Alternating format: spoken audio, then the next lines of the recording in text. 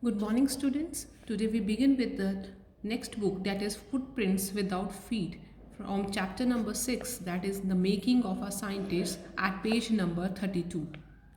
Well, in this chapter, The Making of a Scientist is about Richard E. Bright, a great scientist who achieved his goal at the very young age, and his eagerness to learn the things about butterflies make him a successful scientist. Let us read this chapter. At the age of 22, a former scout of the air excited the scientific world with a new theory on how cell works. Richard H. E. Bright and his college roommate explained the theory in an article in the Proceedings of the National Academy of Science. तो at the age of 22 he is very young, 22 साल की उम्र में, a former scout of the year. Scout of the year मतलब क्या होता है? पहले स्कूल टाइम में वो शायद एनसीसीसी कैडेट थे और उन्होंने अपनी साइंटिफिक वर्ल्ड को न्यू थ्योरी कैसे सेल काम करते हैं, ये एक बहुत बड़ी कामयाबी थी जो रिचर्ड एच ब्राइट और उनके जो रूममेट थे, कॉलेज रूममेट थे, उन्होंने एक्सप्लेन किया था. जो वहाँ पे एक जर्नल, जो एक न्यूज़पेपर, एक साइंस का न्यूज़पेपर बहुत फेमस था, उसमें उनका पब्लिश हुआ था. It was the first time this important scientific journal had ever publish the work of college students. तो ये सबसे पहली बार था कि किसी भी कॉलेज स्टूडेंट की यहाँ पे ये वर्क पब्लिश हुआ था. इस proceeding of national academy of science में पब्लिश हुआ था ये. In sports, that would be like making the big leagues at the age of 15 and hitting a home run your first time at bat. For Richard E. Bright, it was the first in a long string of achievements in science and other fields. And it all started with butterflies.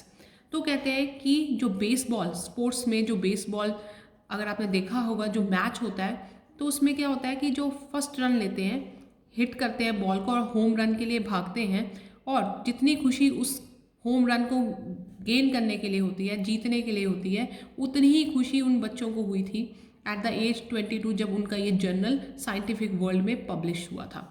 और Richard E. Bright, it was the first in a long string of achievements in science and other fields, and it all started with butterflies.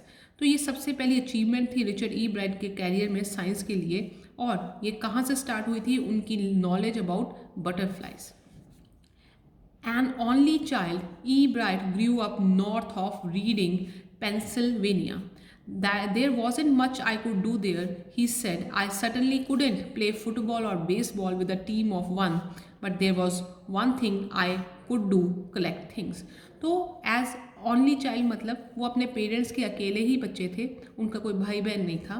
और ई bright कहाँ पे पैदा हुए थे? Reading, Pennsylvania में एक शहर है रीडिंग, जहाँ पे ई ब्राइट ग्रू अप हुए थे, बड़े हुए थे. देयर वॉजेंट, वहाँ पे कुछ ज़्यादा करने के लिए नहीं था, और ना ही उनके पास कोई उनके प्लेमेट्स थे जिनके साथ वो फुटबॉल या बेसबॉल खेल सकें, क्योंकि वो अकेले थे.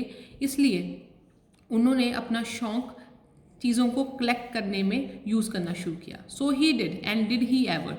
Beginning in kindergarten, E. Bright collected butterflies with the same determination that has marked all his activities. He also collected rocks, fossils, and coins. He became an eager astronomer too, sometimes stargazing all night. So, कहाँ से शुरुआत हुई? चीज़ों को collect करने से. Beginning in kindergarten, तो मतलब जब वो केजी स्टैंडर्ड में थे तब से ये शुरुआत हुई है. उनको चीज़ें कलेक्ट करना बहुत पसंद था. उन्होंने जब वो केजी में ही थे तब से बटरफ्लाइज को कलेक्ट करना शुरू किया, और सेम करेज, सेम उनकी जो क्यूरियोसिटी थी वो हमेशा उनके हर काम में एक जैसी रही. उसके बाद उन्होंने रॉक्स को कलेक्ट किया, फॉसिल्स कलेक्ट किए और कॉइन्स कलेक्ट किए.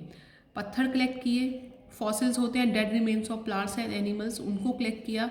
और अलग अलग बच्चों की शौक़ होता है ना आपको कि आप कुछ कलेक्ट करते हैं, तो कुछ लोग कॉइन्स कलेक्ट करते हैं, तो उनको भी शौक़ था कॉइन्स कलेक्ट करने का.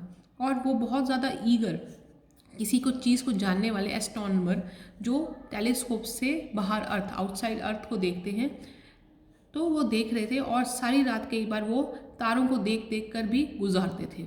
at in so young age. He was so determined.